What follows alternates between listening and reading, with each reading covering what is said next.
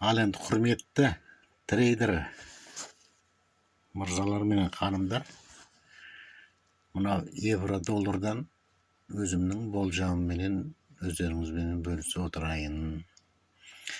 Мына 4 сағаттық таймфрейм.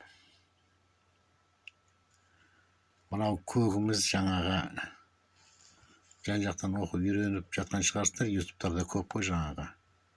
Ордер блок имбаланс дегендер. Мынау зона покупка дейміз ба, жаңағы ордер блок дейміз ба, әркім әртүрлі айтып жатыр. Осыдан міне не берді? Импульс берді өткен күндері. Содан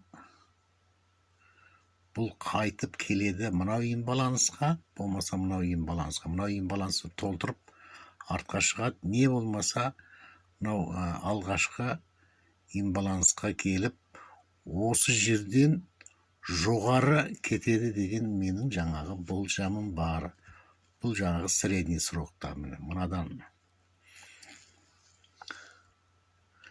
былай, содан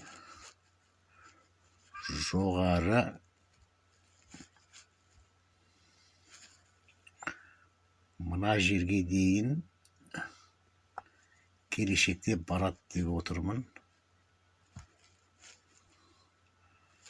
Бұл менің примерный болжамым. Ой, Мадонна кетіп қалды ғой. Міне мына өргенге дейін барады деп отырмын тейққа. Сонда мен қазір мынау көктен, болмаса мынау қызылдан, болмаса мынау астын қызылдан, жаңағы осылардың бойларынан мен жаңағы на свой риск покупкаға аламын деп отырмын. Бүгін, ертең, бүрсі күндері. Оны енді мен камера 4 сағатпен кірмеймін ғой.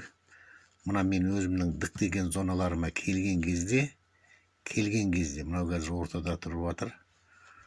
Мынау кіші таймфреймге кіріп, кешкі кіші таймфрейм 5 минуттарға кіріп, 5 минуттарға кіріп.